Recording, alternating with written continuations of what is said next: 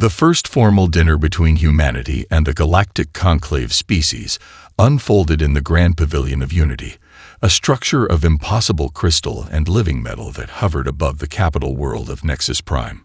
Elena Martinez sipped delicately from a glass of blue liquid that tasted vaguely of overripe peaches, maintaining her pleasant expression despite the intense scrutiny from a dozen different species. "And your people evolved primarily in savanna regions?" asked Servok, the zoological classification minister, her translucent tentacles rippling with academic interest. "Fascinating. Classic herbivore adaptation. Open sight lines to spot predators, endurance to flee danger rather than fight. We're quite unremarkable in the grand scheme," Elena replied, her voice calibrated to project the perfect mixture of humility and gratitude. "Our greatest advantage has always been our community bonds. Safety in numbers, as we say." Across the room, Admiral Jackson engaged a circle of military representatives, his posture deliberately stooped to minimize his height advantage over the compact Draxus commander. "No natural armaments at all?" the commander was asking, mandibles clicking in what humans now recognized as amusement. "How did your species survive its evolutionary crucible?" Jackson spread his hands apologetically. "Good fortune and cooperation, mostly. We're quite adaptable. We learn to use tools, build shelters, domesticate gentler species for protection. Like infants learning to walk," rumbled the Tizeri security chief, Gorvash, his massive scaled form towering over the human. "Do not worry, Admiral. The Tizeri Protectorate has defended lesser species for millennia. Your people will thrive under our guidance." "We're honored by your generosity," Jackson replied, lowering his eyes in practiced deference, while mentally calculating how quickly he could incapacitate the Tizeri if necessary. 3 strikes to vulnerable nerve clusters, he assessed. Maybe 4, accounting for the thicker epidermal layer. Meanwhile, Elena had carefully guided her conversation toward information gathering. "Your classification systems are so comprehensive," she marveled to Servok. "I imagine evolutionary paths throughout the galaxy must share certain patterns." "Certainly," the minister agreed, appendages gesturing expansively. "Predator species develop forward-facing eyes, piercing teeth, rapid twitch muscle fibers. Prey species show distributed visual fields, grinding teeth, endurance-optimized cardiovascular systems. It's universal biological language." Elena nodded thoughtfully. "And what of omnivores? Species that fall somewhere between." "Rare transitional forms," Servok dismissed. "Evolution favors specialization. Most develop toward one dominant adaptation pattern or the other." She gestured toward the Tizari delegation. "The apex predators who followed the pure carnivore evolutionary path rule much of the Conclave's security apparatus. Their hunting instincts make them natural protectors. And humans, where do we fit in your understanding?" "Textbook herbivore adaptation pattern," Servok said confidently. "Forward-facing eyes are your only predatory characteristic, likely retained for tree navigation in your species' past. Your dental structure, lack of natural weapons, and endurance-oriented physiology all confirm plant consumption as your evolutionary diet." Elena sipped her drink to hide her smile. No one had thought to question why a supposedly herbivorous species would evolve the galaxy's most sophisticated pattern recognition neural structures. No one wondered why harmless humans could track movement with unmatched precision, or why they possessed thermal regulation systems perfect for extended pursuit. Later, in the privacy of the Earth delegation's quarters, Elena found Jackson staring out at the glittering cityscape of the Conclave capital. "They're so certain of their categories," she said, stepping beside him. "Did you know they've classified over 30,000 sentient species, and they've never once encountered a persistence predator like humans?" Jackson nodded. "They're looking for fangs and claws, not brains and stamina. Their own evolutionary paths blind them to alternatives." He turned to her, his expression serious. "The security chief offered me a tour of their central defense network tomorrow. Apparently, I need to understand how they'll protect us." "Perfect." Elena smiled, bringing up a holographic display of their mission objectives. The diplomatic team has been invited to review the species registration database. Within 6 months, we'll have complete profiles on every conclave member species. And they'll have a thoroughly documented profile of humanity that is precisely what we want them to see, Jackson added. Exploration phase is proceeding exactly as planned. Just remember, Elena said, her voice softening slightly, we're not here to conquer. We're here to survive. Earth needs allies, not subjects. Of course, Jackson agreed smoothly. We're just making sure we understand the neighborhood before we fully unpack. His smile didn't quite reach his eyes. After all, even herbivores need to know where the predators are hiding. Neither of them mentioned what they both understood, that throughout Earth's long evolutionary history, the most dangerous predator had never been the one with the sharpest teeth, but the one with the patience to wait, watch, and learn before it struck. Maya Wong ignored the icy rain soaking through her observation blind as she tracked the Krell hunting party through her binoculars. The 6-limbed predators moved with undeniable grace, their crystalline exoskeletons shimmering despite the dim light of Vertex IV's perpetual twilight. For 3 local weeks, she had documented their behaviors, movements, and most importantly, their limitations. Pack formation shifting to envelopment pattern. She whispered into her recorder. Note similarity to terrestrial wolf tactics, but execution significantly less efficient. Rear scouts repeatedly lose visual contact with primary hunting group. A senior Krell suddenly raised its sensory appendages, freezing in place. Maya's pulse remained steady as she activated her thermal dampening suit. The creatures possessed infrared sensitivity, but relied primarily on movement detection, a fact she had exploited repeatedly to remain undetected at distances that the conclave zoological surveys had deemed impossible to approach. Her earpiece chimed softly. Observation Post 7 to Field Researcher Wong. Came the quiet voice of her assistant. Conclave monitoring drone entering your quadrant. Recommended protocol shift. Maya sighed and tapped her communicator. Acknowledged. Initiating contact. By the time the Conclave Ecological Survey drone drifted into view, Dr. Maya Wong, respected cynoanthropologist, was sitting openly on a rock outcropping, making obvious notes on a datapad. Her concealment blind had been collapsed and stowed, her recording equipment replaced with approved monitoring devices. The Krell hunting party, alerted by her deliberate movements, had long since departed. "Hello there," she called cheerfully as the drone approached, its sensors scanning her position. "Marvelous day for field research, isn't it? I've been documenting flora-fauna interactions in this ecosystem." The drone hovered nearby, its conclave operator's voice emerging from the speaker. "Human Wong, your presence was not detected on our approach. Our sensors indicate you are alone and outside designated safe zones." "Oh my." Maya produced a perfect expression of embarrassed concern. "I must have wandered further than intended while cataloging these fascinating plant specimens. The Krell were hunting nearby earlier, but they've moved on. They seem quite uninterested in humans, thankfully."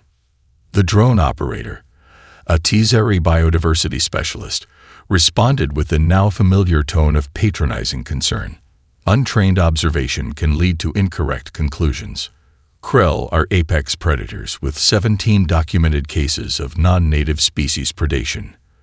Return to your base camp immediately for your safety." "Of course, thank you for the warning." Maya gathered her visible equipment with exaggerated care. "I'll be more cautious in the future." As the drone departed, satisfied with its intervention, Maya reactivated her secure channel. "Wong to Assessment Division. Transmitting observation file Krell 37. Addendum. Conclave Ecological Monitoring Grid has significant blind spots at ground level. Their drone sensors failed to detect my thermal dampening technology or subsurface equipment cache." She began her trek back to the human research outpost, mentally composing her full report. The Krell hunting patterns revealed exploitable weaknesses, poor communication between pack members, overdependence on primary sensory organs, inability to maintain cohesion during extended pursuits. All valuable data for the Strategic Assessment Division. At the same time, across the galaxy on Draxus Prime, Captain Samuel Chen was concluding his own observation session. Embedded as a cultural exchange officer with the warrior Droxy, he had spent 3 months living among their military training cadres. Magnificent demonstration.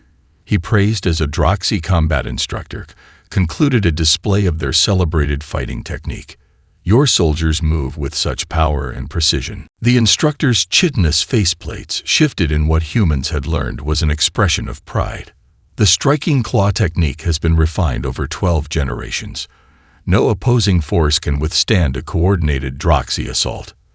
I'm honored to witness it, Chen replied, his admiration seemingly genuine. What he didn't mention was that he had timed the demonstration with precision. The elite Droxy warriors had maintained peak combat efficiency for exactly 7 minutes and 23 seconds before their movements began showing subtle signs of fatigue. After 12 minutes, their celebrated coordination had measurably degraded. Later, in his private quarters, Chen uploaded his findings to the secure human network. Droxy combat effectiveness assessment complete. He noted in his report, critical vulnerability identified. Respiratory system cannot sustain high oxygen demands. In prolonged conflict scenarios, reducing atmospheric oxygen by even 2% would significantly impair combat capabilities after approximately 8 minutes. His transmission joined thousands of others flowing into Earth's Strategic Assessment Division, each containing seemingly innocuous observations that, when combined, form the most comprehensive analysis of potential threats and allies ever assembled by a single species. On Earth, Admiral Jackson reviewed the incoming data with Elena Martinez. It's remarkable, he mused. Each species reveals their vulnerabilities so readily because they never consider us a threat worth concealing them from. The perfect blind spot, Elena agreed. They can't imagine that the herbivores are actually studying the predators. Thomas Rivera adjusted his formal attire in the reflection of the Krell ambassador's polished ceremonial shield, taking subtle satisfaction in how the massive predator species now surrounded themselves with human-designed products. The Galactic Trade Summit was entering its 3rd day, and Lunartech's exhibition booth had become the unexpected center of attention. You seem pleased with yourself, murmured Elena Martinez, appearing silently beside him. Despite her diplomatic role, she moved with the practiced quietness that all senior human operatives maintained, a habit the conclave species attributed to prey instincts rather than predatory stalking behavior. Surpassed all projected integration timelines, Rivera replied quietly. 67% of conclave military vessels now utilize our navigation efficiency systems. 83% of diplomatic corps use our translation matrices. And as of this morning, the Mindari Entertainment Collective signed an exclusive distribution agreement. The Arcturian economists are getting suspicious, Elena warned, accepting a luminescent drink from a hovering service drone. Their analysis suggests we're expanding too rapidly for a developing species. Rivera's smile never wavered as he greeted a passing Vard dignitary. When they were alone again, he responded, already handled. Their oversight committee received our proposal for collaborative economic development this morning. We've offered them prestigious advisory positions and a 30% stake in our next expansion phase. Bribery, Thomas. Elena raised an eyebrow. Partnership, he corrected smoothly. They get wealth and status. We get their stamp of approval and access to their financial networks. Everyone wins. And they never question why herbivores would be so interested in acquiring controlling interests in critical infrastructure systems. Rivera gestured toward the summit hall where dozens of species mingled, many now using human communication devices, wearing human-designed environmental comfort accessories, or consuming human-engineered consumables. They think we're desperate to make ourselves useful to avoid becoming prey. Classic symbiotic relationship from their perspective. We provide convenience, they provide protection. Across the exhibition floor, A commotion erupted as the Krell Trade Minister tried a newly unveiled human technology, a neural interface that allowed direct communication with AI systems. His massive form shuddered with pleasure as the device synchronized with his sensory organs. Revolutionary. The minister boomed, his translator barely keeping up with his excited clicks and whistles. This will transform our deep space mining operations.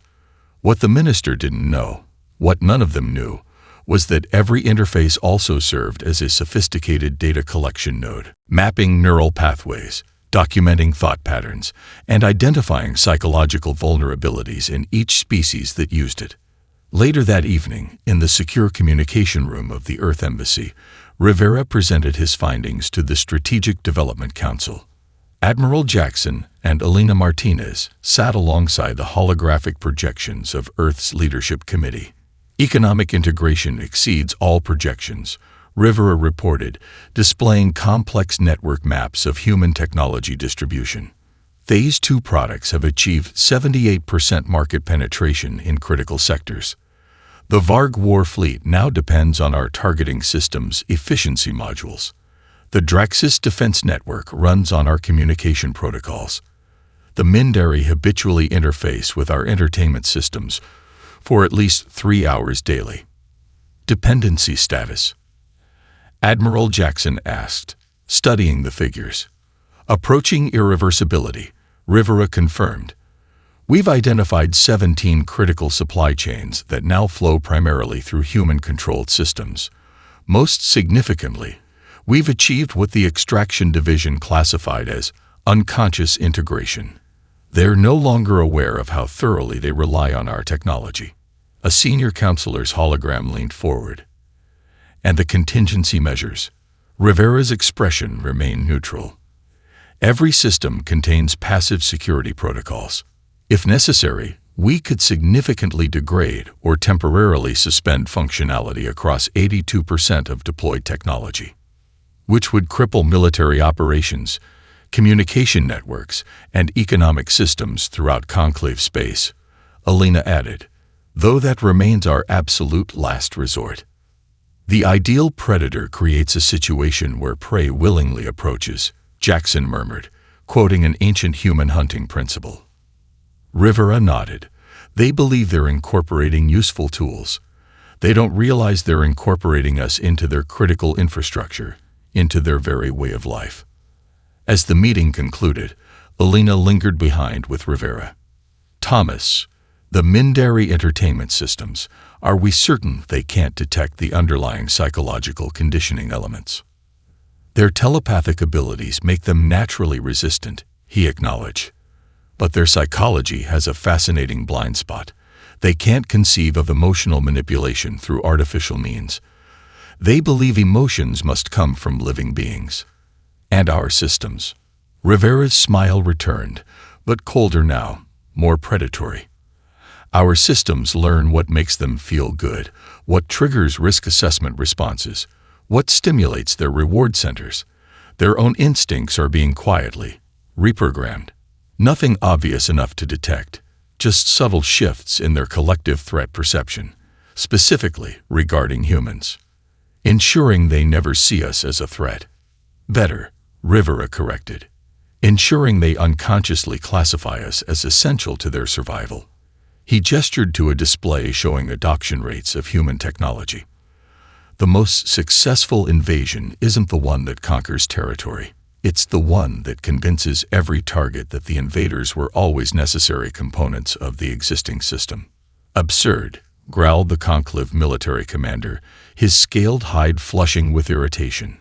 We cannot entrust civilian evacuation to human vessels. This is a combat zone.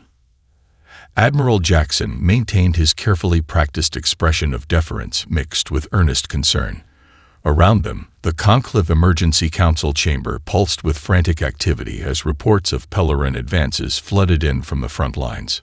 Commander, with respect, our ships are already positioned near the Rigel evacuation corridor. Conclave military vessels are needed for the defense perimeter. We're simply offering to handle non-combat operations to free up your resources. The Tzeri commander bared his teeth in what humans now recognized as frustrated contemplation rather than threat. Your vessels have no defensive capabilities. The Pelleran will destroy them on sight. We understand the risk, Jackson replied quietly. But the civilian death toll on Outpost Gamma 9 is projected to reach 60,000 without immediate evacuation. My people are willing to accept that risk. What Jackson didn't mention, what no one in the conclave knew, was that for the past 6 hours, Captain Sophia Chen had been systematically disabling the Pelleran fleet's targeting systems through backdoor protocols embedded in their recently upgraded navigation equipment. The humanitarian crisis had been predicted 3 weeks earlier by human analysts who had detected Pelleran fleet movements through surveillance capabilities hidden within seemingly benign trade goods. 8 hours later, surveillance feeds across the Conclave defense network showed a dozen unarmed human transport ships positioning themselves in a defensive formation around refugee vessels fleeing Outpost Gamma 9. The Pelleran commander, Admiral Vexkar, ordered their immediate destruction as the first wave of his attack fleet arrived. In the Conclave Emergency Command Center, alien representatives watched in horror as Pelleran warships opened fire on the human transports. Their horror turned to confusion, then disbelief, as the supposedly unarmed vessels revealed concealed defense systems unlike anything the Conclave had cataloged. Precision energy shields deflected the Pelleran barrages with minimal power expenditure. Retractable weapon arrays emerged from what had appeared to be standard cargo modules. And most shockingly, the human crews coordinated their defensive maneuvers with a synchronization that even the most elite Conclave battle groups couldn't match. "What are we seeing?" the Tzeri commander demanded, his voice suddenly hushed. On the main display, 3 Pelleran destroyers disintegrated under precisely targeted strikes from human vessels. Elena Martinez, who had remained silent during the earlier arguments, stepped forward. "Standard humanitarian escort protocol," she explained smoothly. "Earth takes its protection responsibilities very seriously. Those aren't defensive capabilities," the Droxy military attaché hissed. "Those are hunting formations.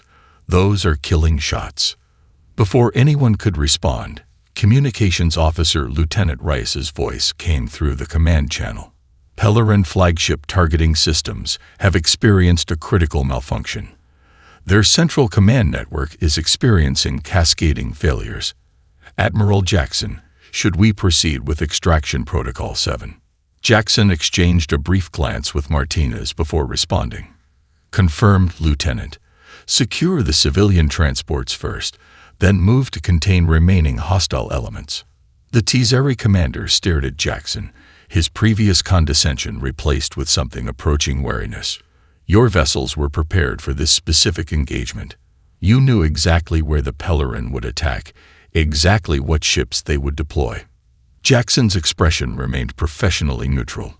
"We simply analyzed available data and positioned assets accordingly. Herbivores develop excellent pattern recognition, a survival adaptation, as I'm sure you understand." On the tactical display, the remaining Pelleran vessels attempted to regroup, but their formations were in disarray. Several ships collided as their navigation systems suddenly failed, while others found their weapon systems locked in safe mode. The human transports, meanwhile, had formed a perfect containment pattern, isolating and neutralizing threats with methodical precision. "Admiral," the Mindari representative said quietly, their telepathic senses clearly disturbed by what they were witnessing, "your species fights unlike any we have encountered. There is no aggression, no dominance display, no emotional component." "We don't fight, Counselor," Jackson corrected gently. "We solve problems, efficiently." In the aftermath, as the Conclave Defense Council processed what they had witnessed, humans were quietly integrated into key strategic positions throughout the military command structure. Admiral Jackson's offer to coordinate supply lines was gratefully accepted. Human technical advisors were embedded in communication centers. Human security consultants were granted access to defense grids. That night, as Elena reviewed the events with Jackson in their secure chamber, She asked the question that now troubled the highest levels of conclave leadership. How long before they realize what they actually saw today? Jackson's smile contained no warmth. They saw precisely what we needed them to see: helpful herbivores with unexpectedly effective defensive capabilities, coming to their rescue. And not, Alina continued, what actually happened: a carefully orchestrated trap for the Pellerin, using the civilian evacuation as bait, with every variable precisely calculated weeks in advance. The difference between a prey species that occasionally defends itself and an apex predator that hunts, Jackson agreed, is primarily a matter of perception. Dr. Cathal hunched over his laboratory workstation, surrounded by holographic displays of human physiological data. 7 years of human integration into the conclave had produced mountains of scientific literature, but Cathal had been the first to notice the discrepancies. Small inconsistencies, unexplained capabilities, physiological responses that didn't match the established herbivore profile. Computer, overlay terrestrial predator neural activation patterns with human diplomatic corps stress response data, he instructed, his claws tapping nervously against his workstation. The display shifted, showing a striking correlation that couldn't be coincidental. During crisis situations, human brain activity matched predator hunting patterns perfectly, but with significantly more active frontal lobe involvement. The implications disturbed him deeply.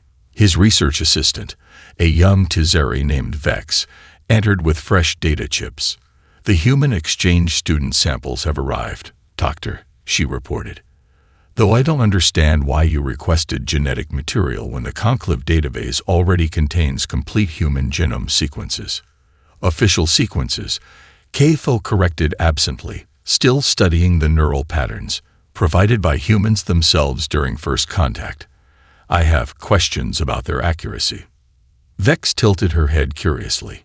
You believe humans falsified their genetic data? That would be unprecedented. Many things about humans are unprecedented. Thal activated the genetic sequencer. Their endurance capabilities exceed every catalogued species by significant margins. Their sensory processing abilities, particularly pattern recognition, surpass even evolved predator species. Yet these capabilities are largely undocumented in official records. As the sequencer processed the samples, Cathal brought up footage from the Pellerin conflict.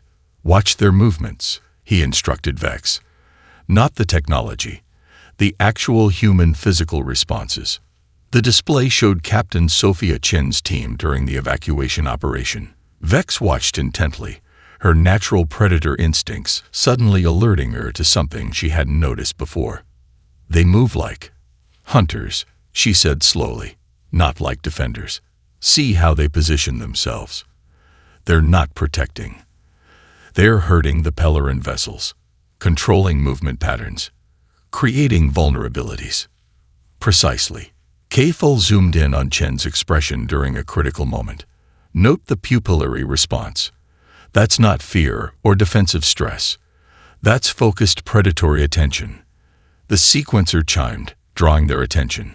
Cathal studied the results with growing concern. Just as I suspected, he murmured. Subtle but significant differences from the official genome. Markers for enhanced fast-twitch muscle fibers, optimized oxygen utilization, specialized neural pathways consistent with advanced threat assessment capabilities.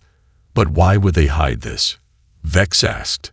Consider our classification systems, Cathal explained. Species identified as evolutionary predators face additional security protocols, restricted access to certain technologies, limited expansion rights. By presenting as herbivores, they avoided scrutiny, Vex finished, her voice dropping. But this is more than just predatory markers. These adaptations look like pursuit predation, Cathal confirmed grimly. Not ambush predators like the Tizeri or scent hunters like the Droxy. Humans evolved to pursue prey to exhaustion. Their entire physiological structure is optimized for tracking, pattern recognition, and relentless pursuit. The laboratory door slid open, startling them both. Dr. Elena Martinez stood in the doorway, her expression pleasant, but her eyes instantly cataloging everything visible in the lab. "Dr. Cathal," she greeted warmly. "The Conclave Science Directorate mentioned you've been conducting some fascinating research on human evolutionary development. I thought I might offer my assistance." Thal felt a primal chill despite the laboratory's regulated temperature. The human woman's posture appeared relaxed, non-threatening, yet something about her presence suddenly activated ancient instinctual warnings in his hindbrain. "Dr. Martinez," he acknowledged carefully. "Yes, I've been reviewing some anomalies in the existing data." "Fascinating." She stepped inside, the door closing behind her. "I've always found evolutionary biology captivating. In fact, Admiral Jackson and I were discussing your work just yesterday. We'd like to invite you to Earth to continue your research with access to our complete biological archives." Thal glanced at the genetic sequencer results, still displayed on his screen. Martinez followed his gaze, her smile never wavering. "You know," she said conversationally, "humans have a long tradition of inviting scientists to observe our natural behaviors in their original context. We'd be delighted to show you our ancestral hunting grounds, particularly in regions where traditional practices are still maintained." "Traditional hunting grounds," Cathal repeated slowly. "Oh yes, particularly in Alaska." Her smile remained fixed, but her eyes had changed subtly, focused, assessing. "I think you'll find it quite educational to see how humans interact with our evolutionary environment." Later that evening, Cathal worked frantically to encrypt his findings before his scheduled departure to Earth. The invitation wasn't really optional. That much had been clear from Martinez's carefully worded conversation. "You should be honored," his department head had insisted. "The first Tzeri scientist invited to study on the human homeworld." But as Cathal prepared his most critical research for secure transmission to colleagues, he couldn't shake the memory of Martinez's eyes when she'd mentioned traditional hunting grounds, the same focused predatory attention he'd identified in the combat footage. For the first time in his career, he found himself wondering if he was about to become a research subject rather than a researcher. The once magnificent conclave chamber lay in ruins. Holographic displays flickered with emergency reports from across the galaxy as the Void Collective's assault continued unabated. Species that had dominated galactic politics for millennia now huddled in the makeshift command center beneath Geneva, their former hierarchies dissolving in the face of extinction. "The Arcturus defense grid has fallen," reported the Draxis military commander, his kitten plates dulled with exhaustion. 3 billion refugees are trapped in the Ta sector with collective forces converging from all vectors. The Mindari representative, their telepathic abilities dampened by proximity to void entities, struggle to maintain composure. "Our colony worlds are going silent one by one. We cannot sense them anymore. It's as if they simply cease to exist." In the center of the chamber, Admiral Jackson studied the tactical displays with unnerving calm. For 8 years, humanity had carefully maintained their herbivore facade. Now, as the galaxy burned, the predator was finally emerging from hiding. "Serried battle cruisers cannot penetrate their dimensional shields," growled Commander Gorvash, his once condescending tone replaced with desperate frustration. "Our weapons pass through them, as if firing at shadows." "Conventional weapons are ineffective," Jackson agreed. "The collective entities exist partially in dimensional space. You're trying to attack 3-dimensional projections of higher dimensional beings." The assembled alien representative stared at him. The Conclave Science Director found her voice first. "How could you possibly know this?" Jackson exchanged a glance with Elena Martinez, who nodded almost imperceptibly. The time for deception had passed. "We've been tracking them since before first contact," Jackson stated. "Our early deep space probes detected dimensional anomalies consistent with their incursions. We've been studying them for over 30 years. "Impossible," the Tzeri commander snarled. "Your species barely had achieved basic spaceflight when we discovered you." "When we allowed you to discover us," Elena corrected gently. She activated a secure communication channel. "Director Chen, We're initiating Umbra Protocol. Deploy countermeasure networks across all monitored sectors. Across the galaxy, previously dormant systems embedded within human technology suddenly activated.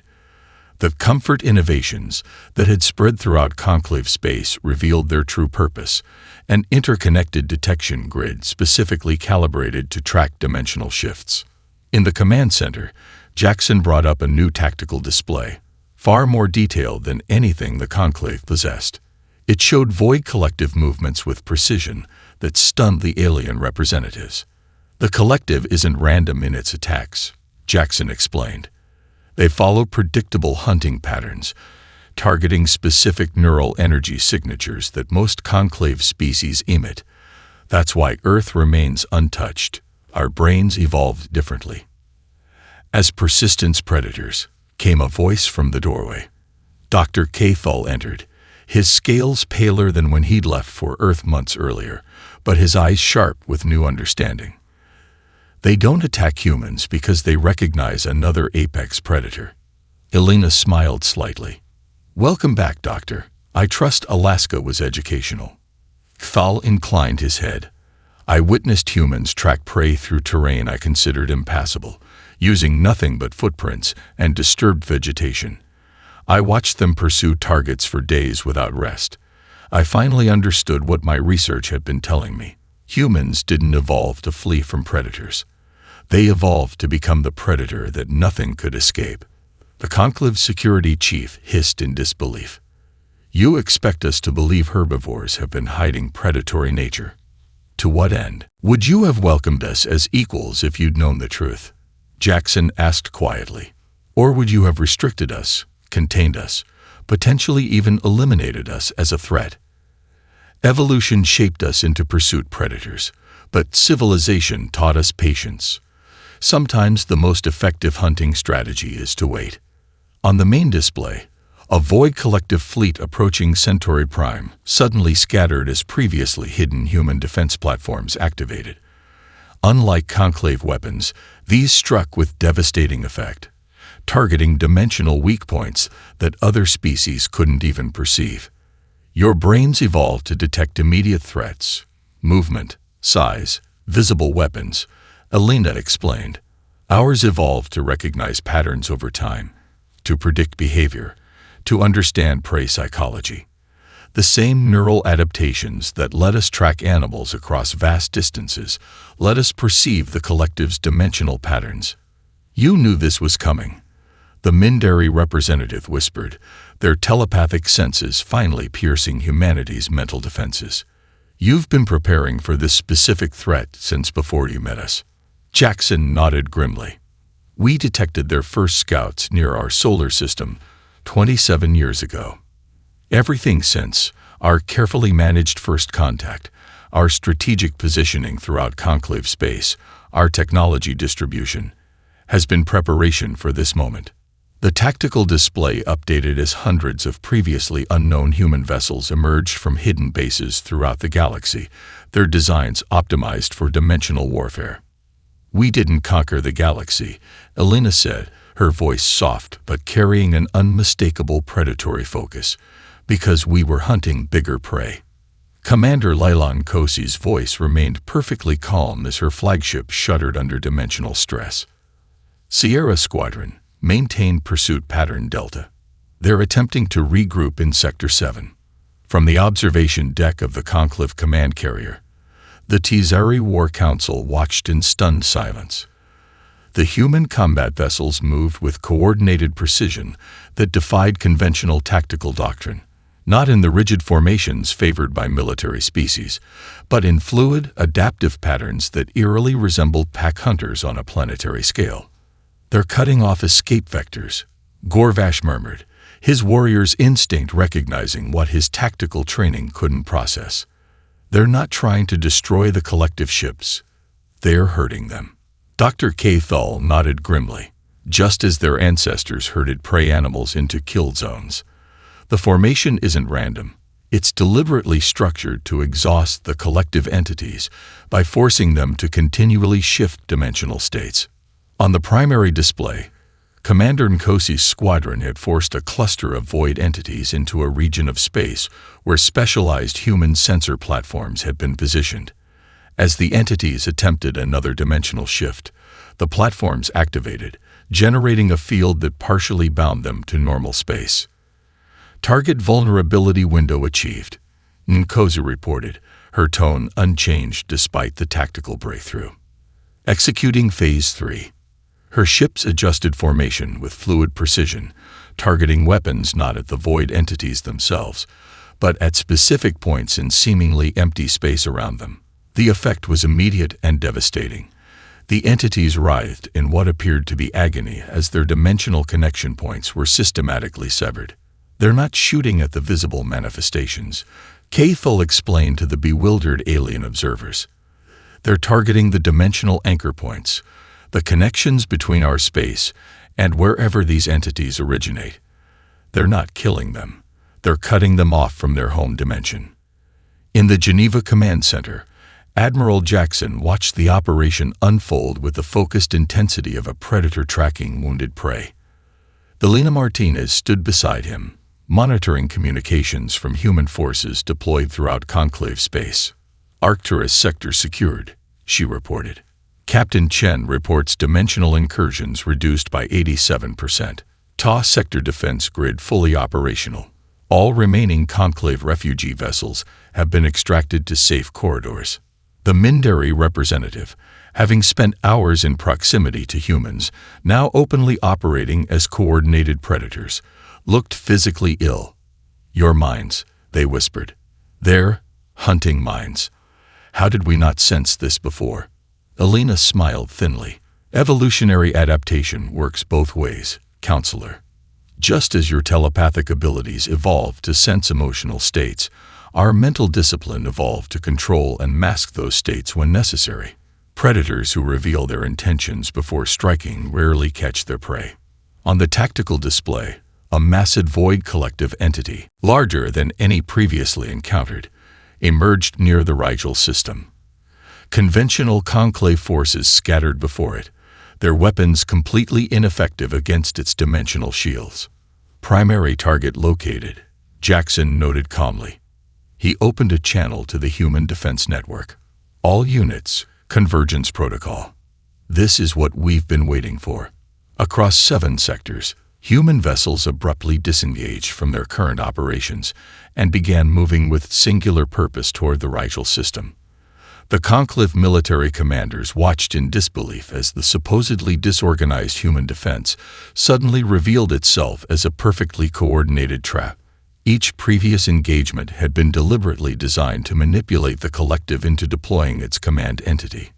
In orbit above Rigel II, Captain Sophia Chen's squadron was first to engage the massive entity. Rather than fleeing from its devastating energy discharges, her ships moved toward it, executing precisely calculated evasive patterns while maintaining constant pressure. Classic persistence hunting, Cathol explained to the watching aliens. They don't need to match its power. They just need to prevent it from resting, force it to keep expending energy until exhaustion. Hour after hour, the human vessels maintained their relentless pursuit, forcing the entity to continuously shift dimensions to evade them.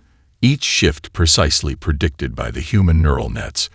No individual ship could have survived the entity's attacks, but they moved with collective intelligence, sacrificing positions, and occasionally even vessels to maintain the integrity of the overall hunting pattern.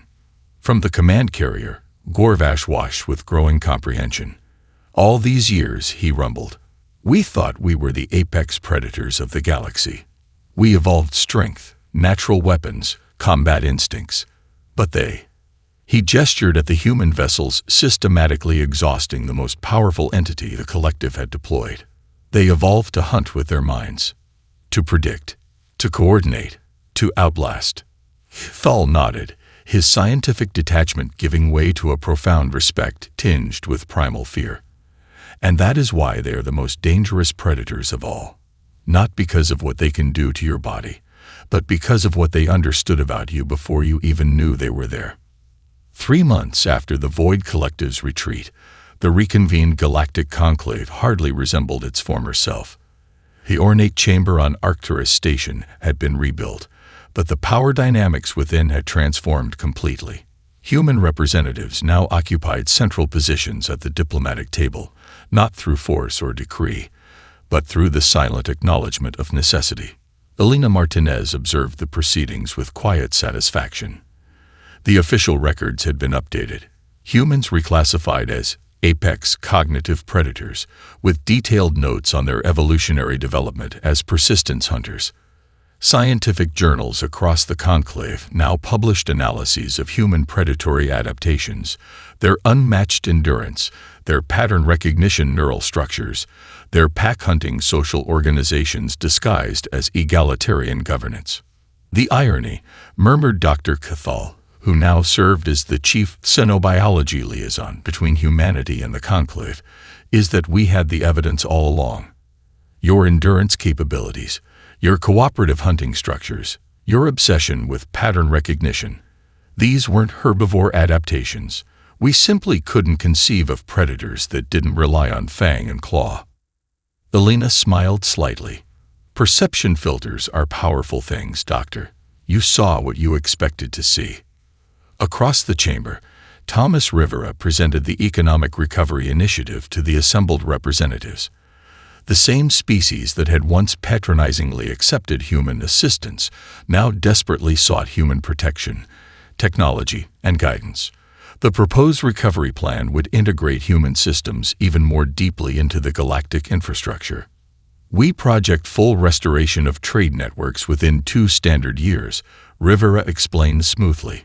Human security forces will maintain dimensional monitoring in all major shipping lanes to prevent any remaining collective activity. No one mentioned the obvious, that this arrangement would place virtually all interstellar commerce under human supervision. No one needed to. The unspoken understanding permeated the chamber. Humanity had saved them when no one else could, and now humanity would lead the recovery.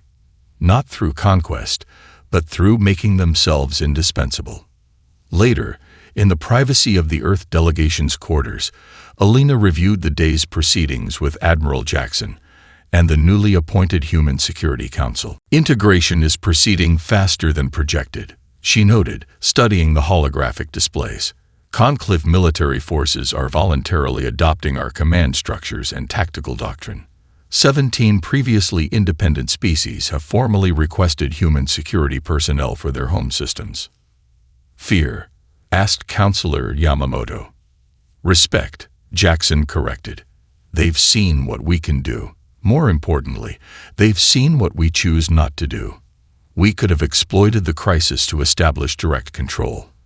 Instead, we offered partnerships. With us as the senior partners, Rivera added with a slight smile. Elena brought up a new display showing the reconstructed conclave Great Hall.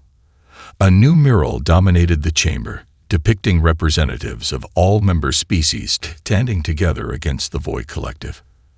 At the center stood a human figure, not larger or more imposing than the others, but somehow drawing the eye first, with the other species unconsciously positioned around it. The artist claims the composition was inspired by natural harmony, she noted with amusement. No one seems to have recognized it's a classic hunting pack formation with a human alpha. And that, Jackson said quietly, is why we succeeded where other potential conquerors failed. We never needed to subjugate the galaxy. We simply needed to make ourselves essential to it. The meeting concluded with a secure transmission from Earth's Prime Minister. Phase 1 complete. Begin Phase 2. Elena authorized the next step with a simple acknowledgement. Phase 2 would extend human influence beyond the conclave borders, into regions where the Void Collective had originated. Not as conquerors, but as peacekeepers and dimensional security experts. The quiet expansion would continue with the full support of grateful conclave species. As the others departed, Cathal remained behind, his expression troubled. There's something I still don't understand, he said to Elena.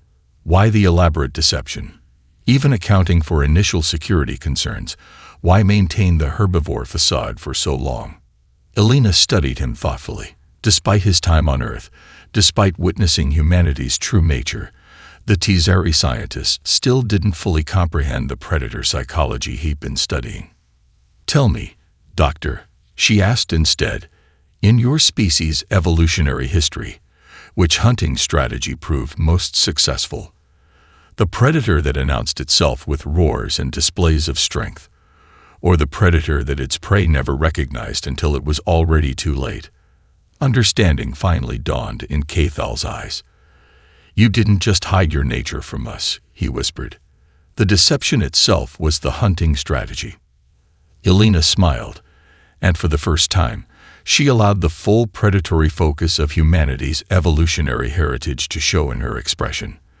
The most successful apex predator isn't the strongest or the fastest, Doctor. It's the one that changes the environment until the prey doesn't even recognize it's being hunted, until the prey willingly approaches, seeking protection from other threats. She gestured toward the displays showing human integration throughout galactic systems. "We didn't need to conquer the galaxy, Cathal. We just needed everyone to realize they couldn't survive without us." Outside the window, the lights of Arcturus Station glittered like stars. In docking bays, on promenades, in council chambers, humans moved with quiet purpose among the species that had once dismissed them as harmless herbivores, not as conquerors, but as essential partners, protectors, and guides.